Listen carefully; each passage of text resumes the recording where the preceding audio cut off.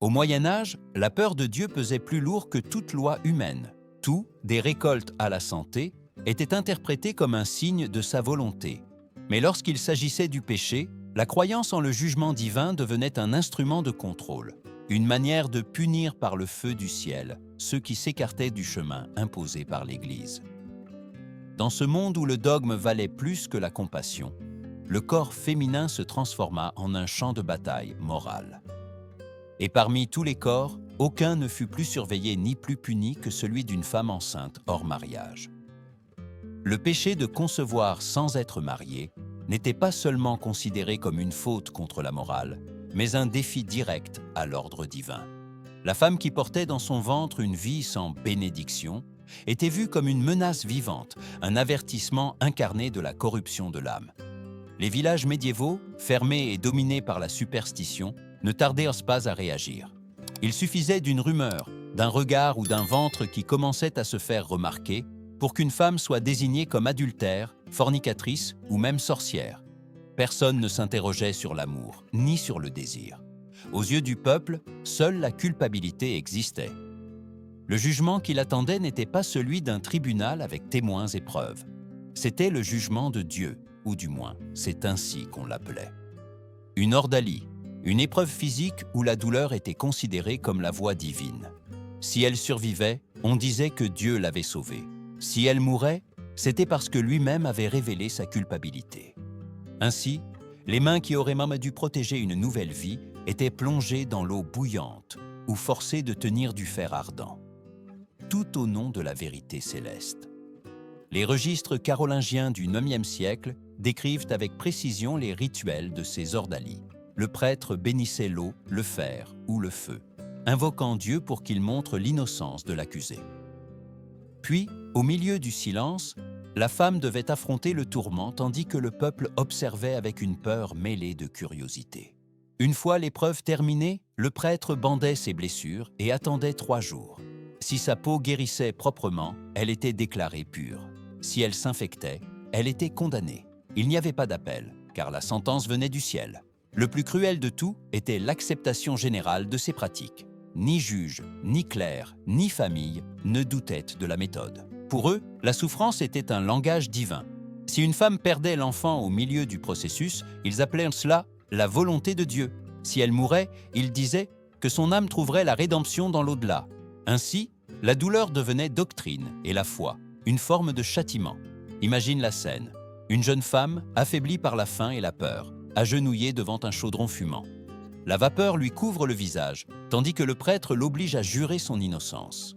Il n'y a pas de cri, juste le crépitement de l'eau et les prières qui se confondent avec des pleurs. Elle sait que peu importe ce qu'elle fait, car le feu ne distingue pas la culpabilité de l'innocence. Il ne fait que brûler. Et à ce moment, plus qu'à aucun autre, la justice cesse d'être humaine. Ainsi commença l'une des pages les plus sombres de l'histoire médiévale. Une époque où le châtiment des femmes enceintes hors mariage se déguisa en foi et où la peur devint l'outil le plus efficace pour soumettre le corps et l'âme. Mais ce n'était que le début. Ce qui vint après fut encore plus terrifiant. Lorsque le feu ne suffisait plus, la honte publique se chargea de prolonger le supplice. Dans les villages et les monastères du IXe siècle, lorsqu'une femme était accusée d'avoir conçu hors mariage, on lui offrait une unique occasion de prouver sa pureté aux yeux de Dieu. L'ordalie de l'eau bouillante. C'était une cérémonie soigneusement structurée, plus un rituel religieux qu'un processus judiciaire. Les cloches sonnaient pour convoquer le peuple, les prêtres préparaient le chaudron, et les moines chantèrent des psaumes, tandis que l'eau bouillonnait avec fureur. Devant tous, la femme était conduite au centre de l'atrium, obligée de jurer son innocence sur la croix et de plonger ses mains nues dans l'eau ardente pour en retirer un anneau, une pierre ou un morceau de fer béni. La douleur était immédiate et absolue. La peau s'empoulait, l'odeur de chair brûlée emplissait l'église, et les murmures du public se mêlaient aux prières des clercs. Ensuite, la blessure était recouverte de bandages bénis. 3 jours plus tard, le prêtre les retirait en présence de témoins. Si la peau avait guéri proprement, il était déclaré que Dieu était intervenu en faveur de l'innocente. Mais si la blessure montrait du pus ou de la nécrose, le verdict était irrévocable, coupable. Il n'y avait pas d'appel, car la main de Dieu avait parlé. Les registres de l'Empire carolingien décrivent des cas réels où des femmes enceintes, affaiblies par la faim et la malnutrition, furent soumises à cette ordalie. Beaucoup ne survécurent pas au traumatisme ou perdirent l'enfant peu après. Cependant, dans la mentalité de l'époque, ces morts n'étaient pas des tragédies humaines, mais des jugements divins. La douleur, la fièvre, même l'avortement spontané, étaient considérés comme des preuves de la culpabilité que le ciel punissait à travers le corps. Le plus terrible n'était pas seulement la torture, mais la conviction absolue que tout cela était juste.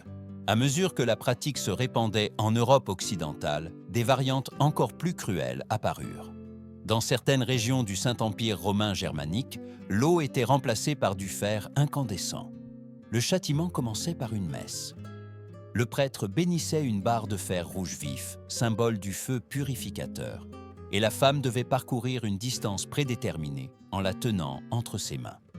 Chaque pas était observé par les juges, les notables du village et souvent les mêmes membres de la famille qui l'avaient dénoncé. À la fin, ses mains étaient enveloppées et scellées par le prêtre.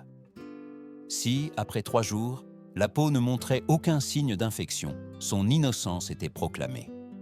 Si les blessures pourrissaient, la sentence était l'humiliation publique, la flagellation ou, dans les cas extrêmes, l'enfermement perpétuel dans une cellule monastique. Le sens symbolique de ces épreuves était clair. Le feu et l'eau représentaient Dieu et lui seul pouvait accorder la guérison. Mais derrière le langage sacré se cachait une vérité plus amère. Ces ordalies n'étaient pas justice, mais châtiment. Elles servaient à réaffirmer le pouvoir de l'Église et à maintenir sous contrôle ceux qui s'écartaient du modèle moral établi. La femme n'était pas une âme en quête de rédemption. Elle était un exemple vivant du péché qui devait être exposé devant la communauté. Le chroniqueur normand Orderic Vital, au XIe siècle, a écrit sur le cas d'une paysanne accusée d'adultère par son propre mari. Soumise au fer ardent, elle parcourut 3 pas avant de s'effondrer. Sa mort fut interprétée comme une confession silencieuse. Le prêtre, sans montrer de compassion, bénit son cadavre et déclara que la justice divine avait été accomplie. Dans cet acte brutal se condensait toute la logique médiévale. La souffrance comme chemin vers la vérité. Le plus tragique de ces histoires n'est pas seulement la violence physique, mais la manière dont le corps de la femme devint l'instrument du jugement. Sa peau, sa chair et sa douleur étaient le moyen par lequel on décidait de la pureté ou de la culpabilité. Dans une société où l'honneur pesait plus lourd que la compassion, la maternité hors mariage devint une marque d'infamie, une honte que seul le feu pouvait effacer. Avec le temps, les ordalies furent interdites par les réformes canoniques du XIIIe siècle. Mais pendant plus de 300 ans, elles furent considérées comme une méthode légitime de justice divine. Pour beaucoup de femmes, l'eau bouillante et le fer ardent furent les dernières choses qu'elles touchèrent avant de mourir. Et bien que les siècles aient passé, l'écho de ces jugements résonne encore dans les histoires qui ont survécu. Récits de foi aveugle, de peur et d'une société qui confondait la voix de Dieu avec le cri de la douleur humaine. Et quand le feu ne suffit plus pour châtier, l'Église et les tribunaux civils trouvèrent une autre façon de maintenir la honte vivante, la graver dans la chair avec du fer et en faire un signe éternel. Imagine une matinée grise sur une place médiévale, l'air sent la cendre et la peur. Au centre, une femme enceinte attend debout, les mains liées et le regard perdu. Autour d'elle, les voisins se rassemblent en silence, certains avec une compassion dissimulée, d'autres avec une curiosité morbide. Un bourreau tient une barre de fer rouge vif, et le prêtre murmure des prières qui sonnent plus comme une sentence que comme une miséricorde. En un instant, le fer touche la peau. Un claquement, un cri étouffé et l'odeur de chair brûlée se mêlent à l'encens de l'autel voisin. C'est ainsi que le péché était marqué. C'est ainsi que la honte devenait loi. La pratique de marquer au fer ardent les femmes accusées d'adultère ou de grossesse illégitime se répandit dans une grande partie de l'Europe pendant le Haut et le Bas Moyen Âge. Dans des régions comme la Normandie, la Bretagne ou le nord de la France, les codes locaux spécifiaient que la marque devait être faite sur le visage, sur le front, sur la joue ou près de l'œil. La raison était aussi simple que cruelle. Le châtiment devait être visible, indélébile, impossible à cacher. La blessure ne faisait pas seulement mal, elle se transformait en une cicatrice perpétuelle, un stigmate que la société reconnaissait immédiatement. Le terme latin stigma existait déjà dans la Rome antique et s'appliquait aux esclaves ou aux criminels. Au Moyen Âge, l'Église et les tribunaux laïques le firent revivre comme un symbole moral. La peau féminine devint un parchemin où l'on écrivait le péché. À certains endroits, les lettres gravées étaient des initiales, A pour adultère, F pour fornicatrice. À d'autres, la marque avait la forme d'une croix, comme si le feu purifiait ce que l'amour avait souillé. Chaque coup de fer était une leçon publique, un avertissement aux autres femmes. Le désir avait un prix, et ce prix se payait avec du sang. En Angleterre, bien que le châtiment par le fer ardent fût moins fréquent, le concept de la honte publique fut tout aussi impitoyable. Les registres ecclésiastiques de York et de Londres décrivent des processions où des femmes accusées de fornication défilaient pieds nus, couvertes seulement d'un drap blanc et d'une corde au cou. Elles devaient confesser leurs péchés à haute voix, tandis que le peuple les regardait passer. Certains se moquaient, d'autres leur crachèrent dessus. C'était la même logique que sur le continent, effacer la dignité pour renforcer le contrôle moral. Les théologiens de l'époque non seulement approuvèrent ces châtiments, mais les élevèrent au rang spirituel. Thomas d'Aquin, dans sa Summa Theologiae, écrivit que les péchés charnels étaient particulièrement honteux, non parce qu'ils étaient les plus graves, mais parce qu'ils soumettaient à la raison, la partie la plus élevée de l'âme, au désir corporel. Selon son raisonnement, la honte visible devait servir à rappeler aux pécheurs que le corps, source de plaisir, pouvait aussi être instrument de condamnation. Pour l'Église, marquer le visage d'une femme, c'était marquer la limite entre le divin et l'humain, entre l'obéissance et la tentation. Mais au-delà de la théologie, ces pratiques remplissaient un rôle social, maintenir l'ordre par la peur. À une époque où la réputation était tout, une marque faciale équivalait à une mort civile. Personne n'embauchait, n'aidait, ni ne parlait à une femme marquée. Elle était expulsée de sa communauté sans avoir besoin d'être bannie physiquement. La cicatrice s'en chargeait pour elle. Avec le temps, même les filles de femmes marquées héritaient de la méfiance du peuple, comme si la tâche morale se transmettait par le sang. Et ainsi, les villages médiévaux devinrent des scènes d'une justice cruelle où la honte était plus redoutée que la mort. Les cloches, qui un jour annonçaient des mariages ou des naissances, tintaient aussi pour signaler l'infamie. Les sermons du dimanche rappelaient à tous que la vertu féminine devait être conservée intacte, non par amour de Dieu, mais par peur du châtiment. Dans ce monde de superstition et de contrôle, la marque sur la peau était plus qu'une cicatrice. C'était un sceau du pouvoir masculin, une signature de l'État et de l'Église sur le corps de la femme. Et bien que des siècles plus tard les flammes du fer se soient éteintes, l'écho de son crépitement est toujours vivant dans les archives, dans les visages décrits par les chroniqueurs et dans les légendes qui murmurent encore dans les villages d'Europe. Mais toutes les condamnations ne se terminèrent pas par une marque. Certaines allaient au-delà du feu, car pour beaucoup de femmes, le châtiment ne se mesurait pas en cicatrices, mais en coups et en pénitences interminables. Lorsque le feu cessa de suffire pour étancher la soif de justice divine, le fouet prit sa place. Dans les cloîtres, sur les places, même dans les temples, le son du cuir fendant la peau devint une mélodie quotidienne. La flagellation, qui à l'origine était une pratique monastique de purification spirituelle, se transforma en un spectacle de pénitence publique. Et comme toujours, les femmes en furent les principales protagonistes. Particulièrement celles qui avaient conçu sans la bénédiction du mariage, condamnées non seulement pour l'acte, mais pour le corps, qui le rendait visible. Le rituel était humiliant. En Angleterre, selon les registres des tribunaux ecclésiastiques de York et d'Exeter, les femmes accusées de fornication ou de grossesse illégitime devaient se présenter pieds nus devant la communauté. Elles portaient une tunique blanche, symbole de pureté perdue, et une corde nouée au cou, signe de soumission. Certaines portaient une croix de bois, d'autres une lampe allumée, comme si la lumière pouvait effacer la tache du péché. Elles devaient parcourir les rues de leur paroisse en confessant à haute voix « J'ai péché contre Dieu et contre l'ordre des hommes ». Après la procession, le châtiment physique commençait. les coups ne cherchaient pas à tuer, mais à purifier. Chaque coup de fouet était proclamé comme une opportunité de rédemption, un sacrifice du corps au nom de l'âme. Les clercs l'appelaient le baume de la douleur, une médecine sainte qui nettoyait le péché. Mais en pratique, ce n'était rien d'autre qu'une torture déguisée. Les dos s'ouvraient, la peau se couvrait de sang et les larmes se confondaient avec la sueur. La foule observait en silence, convaincue d'assister à un acte de justice. La souffrance était publique et le repentir obligatoire. Le cardinal Pierre d'Amiens, réformateur du XIe siècle, fut l'un des grands défenseurs de la flagellation comme pénitence. Dans ses écrits, il affirmait que le corps doit apprendre l'obéissance par la douleur afin que l'âme puisse atteindre la grâce. Pour lui, les coups n'étaient pas un châtiment, mais une leçon. Et bien que son intention fût spirituelle, ses idées alimentèrent des siècles de violence institutionnalisée. Sous son influence, les monastères adoptèrent la discipline du fouet comme forme de prière, et bientôt les autorités civiles la transformèrent en châtiment moral. Ce qui avait commencé entre les murs du couvent finit par se répandre dans toute la chrétienté.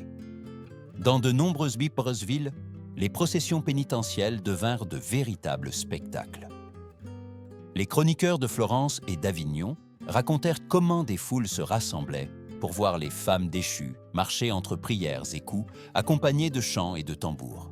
Souvent, les familles même des accusés assistaient à l'acte, non par compassion, mais pour démontrer publiquement leur loyauté à l'ordre moral. La douleur d'une fille ou d'une sœur devenait monnaie de rédemption sociale. Mais les conséquences allaient au-delà du corps. Le châtiment physique cherchait aussi à briser l'esprit. Les femmes punies restaient marquées par le stigmate, souvent sans possibilité de réintégration dans la communauté. Certaines fuyaient, d'autres entraient dans des couvents, et quelques-unes, dans une tentative désespérée d'expiation, s'offraient à répéter volontairement la pénitence. Dans une société qui croyait que la douleur rapprochait de Dieu, la souffrance féminine devint un spectacle de foi. Le plus ironique était que l'Église justifiait ces actes comme une forme de miséricorde. Dans les sermons, on disait que « mieux vaut souffrir dans la chair que de brûler en enfer ». Ainsi, la torture se déguisait en salut. Le fouet devenait symbole d'obéissance et la honte, vertu. Mais derrière chaque coup se cachait un message plus sombre. Le corps de la femme ne lui appartenait pas. Il était la propriété du dogme, du pouvoir et de la peur. Et tandis que les cris s'éteignaient entre les pierres des églises, une nouvelle forme de châtiment se tramait derrière les murs sacrés. Une qui ne nécessitait ni fouet ni feu, mais qui était tout aussi impitoyable, l'enfermement. Car quand la société ne pouvait pas purifier le péché par le sang, elle le cachait derrière une porte close. Derrière les épais murs de pierre, où le chant des moines se confondait avec le vent, existait un type de prison que le monde préférait ne pas regarder. À première vue, les couvents étaient des refuges de paix et de prière. Mais en réalité, beaucoup d'entre eux cachaient paix derrière leurs lourdes portes les femmes que la société voulait faire disparaître. Non pas avec le feu ou les fouets, mais avec le silence. C'était le châtiment le plus froid de tous, être oublié au nom de Dieu. En Europe du XIIe siècle, après les réformes grégoriennes qui durcirent la discipline ecclésiastique, commença à se répandre une pratique considérée comme pieuse: le confinement spirituel. Lorsqu'une femme tombait enceinte hors mariage, ou lorsqu'une nonne rompait ses vœux de chasteté, il était courant qu'elle soit recluse dans une cellule au sein d'un couvent. Là, il n'y aurait pas de torture visible ni de sang versé, mais la souffrance était constante, invisible et souvent mortelle. Le processus commençait par une cérémonie publique. En présence du clergé et des notables du village, la femme devait s'agenouiller devant l'autel et confesser sa faute. Parfois, on lui couvrait la tête d'un voile noir et on prononçait les mots rituels. Que le monde se ferme pour toi et que seul Dieu te voie. Ensuite, elle était conduite à l'intérieur du couvent, dans une petite cellule de pierre à peine éclairée par une fente. Il n'y avait pas de lit, seulement de la paille sur le sol. Pas de conversation, seulement des prières. Et pas de consolation, car même les sœurs qui la surveillaient la traitaient comme une âme déchue, un avertissement vivant du danger du désir. Les conditions de vie dans ces prisons spirituelles étaient si dures que beaucoup de femmes moururent avant d'accoucher. le froid, la faim et les infections faisaient leur œuvre lentement, tandis que le silence devenait compagnon et bourreau. Celles qui survivaient à l'accouchement revoyaient rarement leur enfant. Le bébé était confié à une institution religieuse, un orphelinat ou une famille inconnue pour éviter le déshonneur. La mère restait derrière, seule, sans nom, priant dans l'obscurité pour un pardon qui n'arrivait jamais. En Flandre et dans le nord de la France, les registres ecclésiastiques décrivent des cas de femmes nobles et bourgeoises envoyées dans des couvents pour préserver l'honneur de la famille. Il ne s'agissait pas seulement de châtiment, mais aussi de contrôle social. L'enfermement fonctionnait comme un nettoyage moral. Le péché était caché et l'apparence de pureté familiale était restaurée. Dans certains cas, ce n'était même pas une décision de l'Église, mais des parents eux-mêmes, désireux d'éviter le scandale. C'était le moyen le plus efficace d'effacer une erreur sans entacher le nom de famille. Pour les moniales qui rompaient leurs vœux de chasteté, le destin était encore plus sévère. Les documents du Concile de Londres de 1102 mentionnent des cas de religieuses enceintes qui furent enfermées à vie à l'intérieur de leur couvent. Dans certains monastères, des cellules furent spécialement construites pour ces pénitentes. C'étaient des pièces petites, sans fenêtres, avec une unique ouverture pour passer nourriture et eau. Elles y restaient jusqu'à la mort, dédiées à la prière perpétuelle. Parfois, on célébrait même une cérémonie symbolique de enterrement. La femme était bénie comme si elle était morte pour le monde, et son nom était effacé des registres de la communauté. Les chroniques bénédictines parlent de femmes qui devinrent folles dans ces cellules, murmurant des prières jusqu'à perdre la voix. Certaines laissèrent gravés sur les murs des fragments de psaumes ou de simples mots d'espoir. « Dieu me voit ». C'était leur seule façon de résister à l'oubli. Mais le monde extérieur ne se souvenait plus d'elles. Dans la mentalité médiévale, ces femmes n'étaient pas punies, mais protégées du péché. C'est ainsi que le disaient les évêques, les abbés et les pères. Mieux vaut perdre la liberté que perdre l'âme. L'ironie était douloureuse. Ce qui était présenté comme miséricorde n'était qu'une forme raffinée de répression. Le silence devint un outil de pouvoir plus efficace que le fer ou le fouet. Et dans ce silence, naquirent des générations de femmes sans voix, cachées derrière les murs de la dévotion. Certaines moururent en priant pour un enfant qu'elles ne reverraient jamais. D'autres, simplement, cessèrent de prier, convaincus que même Dieu ne pouvait pas entendre de si loin. Mais quand l'enfermement ne suffit plus, quand l'Église et les peuples voulurent effacer toute trace de péché, apparut la condamnation la plus définitive, le bannissement. Car dans une société qui croyait en la pureté comme monnaie divine, il ne suffisait pas d'enfermer la pécheresse, il fallait l'effacer de la carte. Il n'y eut ni jugement, ni appel, ni miséricorde. Seulement un ordre froid prononcé par les anciens du village ou le prêtre de la paroisse. « Va-t'en, ne reviens pas ». Ainsi se terminaient de nombreuses histoires de femmes enceintes hors mariage au Moyen Âge. Non pas avec le feu ni les fouets, mais avec quelque chose de plus dévastateur, l'exil.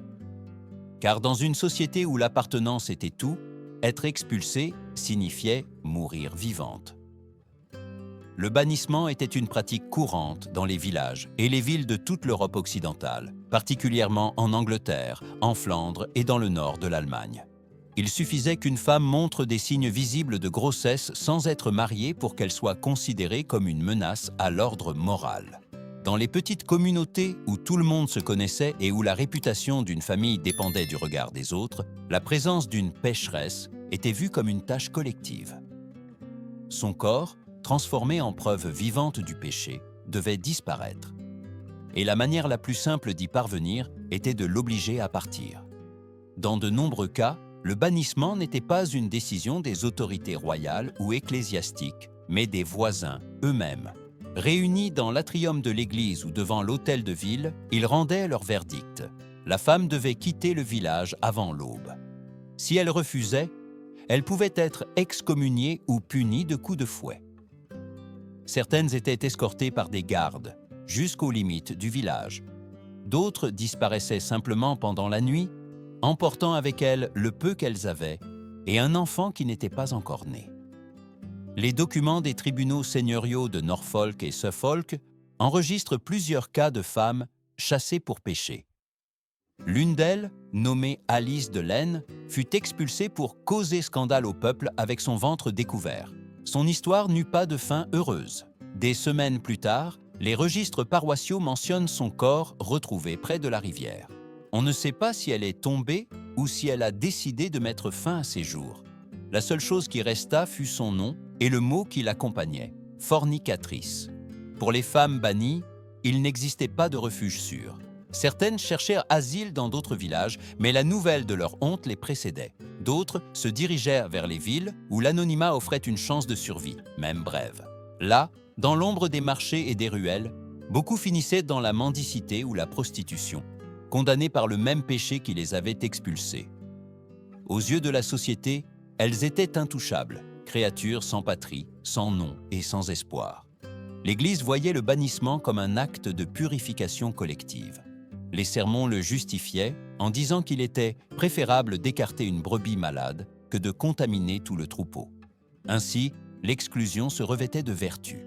Dans les villages, le départ d'une femme enceinte hors mariage était suivi d'un silence tendu, une sorte de soulagement public. Personne n'en parlait, mais tout le monde savait. Désormais, chaque grossesse légitime était célébrée avec plus de ferveur, comme si l'expulsion avait purifié l'air. Le plus terrible de ce châtiment était son efficacité. Il ne laissait pas de blessures visibles, ni de corps pendus, ni de marques sur la peau. Mais son empreinte sur l'âme était indélébile. Le bannissement transformait la femme en une ombre qui errait sans destination. Certaines moururent sur les chemins, d'autres accouchèrent dans la solitude, couvertes par la pluie ou la neige. Parfois, les pèlerins trouvaient un nouveau-né enveloppé dans des étoffes et laissaient une prière sur son petit corps avant de continuer. Ainsi se multiplièrent les enfants du silence. Créatures sans origine, nées de la peur et de l'injustice. Le bannissement n'était pas seulement un châtiment individuel, mais un message collectif. Il rappelait à tous, hommes et femmes, ce qui arrivait lorsque quelqu'un s'écartait du chemin tracé par l'Église. C'était un avertissement silencieux, aussi puissant que le feu ou le fouet. Et cela fonctionnait, car la peur était plus durable que la douleur. Au final, le Moyen-Âge ne punissait pas seulement le corps des femmes, mais leur existence même. Il les effaçait du récit officiel, les cachait sous le mot « péché » et les condamnait à l'oubli. Mais dans les documents oubliés, dans les lettres et les chants anciens, leur écho se fait encore entendre. La voix de celles qui furent jugées, marquées, battues ou bannies, au nom d'une morale qui confondait le contrôle et la foi. Et bien que les siècles aient passé, leur histoire reste une blessure ouverte, une question qui traverse le temps. Combien de fois avons-nous appelé justice ce qui était en réalité de la cruauté? Le Moyen-Âge ne fut pas seulement une époque de châteaux et de chevaliers, mais aussi d'obscurité morale déguisée en foi. Au nom de Dieu, les femmes furent soumises à des jugements impossibles, à des tortures sanctifiées, à des silences qui faisaient plus mal que le feu. Celles qui aimèrent hors mariage ou furent simplement victimes du désir ou du pouvoir, devinrent des symboles du péché. Leur corps, leur maternité et même leur respiration furent considérés comme des menaces à l'ordre divin. Dans les villages, dans les couvents et devant les tribunaux, leurs noms furent effacés, mais leurs cris continuèrent de résonner dans les pierres froides des églises. Le jugement de l'eau et du fer, la marque ardente sur la peau, le fouet, l'enfermement et le bannissement ne furent pas de simples châtiments. Ce furent des outils de contrôle. Ils punissaient non seulement l'acte, mais l'existence même d'une femme qui défiait les normes. Le corps féminin se transforma en la scène où se livrait la guerre entre la peur et la foi. Chaque blessure était un sermon, chaque larme un avertissement. La société médiévale avait besoin de coupables et les trouva chez ceux qui ne pouvaient se défendre. Cependant, derrière cette horreur persistait quelque chose de plus profond, la conviction collective que la douleur purifiait, que la souffrance était le chemin vers le salut. Ainsi se construisit une morale où la cruauté se justifiait comme vertu et où le châtiment devint spectacle. Mais ce qui fut présenté comme justice divine n'était qu'une forme de préserver le pouvoir, de maintenir les femmes soumises sous le poids du péché et du silence. Aujourd'hui, en regardant en arrière, ces histoires révèlent plus que de la barbarie. Elles révèlent comment la peur peut modeler une civilisation entière, comment la religion peut être utilisée comme arme. et comment le corps d'une femme peut devenir un champ de bataille lorsque la société craint sa liberté. Les cicatrices de ces femmes n'ont pas disparu avec les siècles. Elles demeurent, invisibles mais vivantes, dans les échos de l'histoire. Peut-être la leçon la plus dure de tout cela est de comprendre que le vrai péché ne résidait jamais en elles, mais en ceux qui ont confondu la foi avec le pouvoir et la justice avec l'humiliation. Car le feu s'éteint, le fer refroidit, mais la mémoire demeure. Et c'est dans cette mémoire que l'humanité peut encore se racheter. Qu'en penses-tu ? Crois-tu que la religion justifiait ces actes ou que ce fut une manière de soumettre les femmes par la peur ? Raconte-moi dans les commentaires. Ta voix fait aussi partie de cette histoire.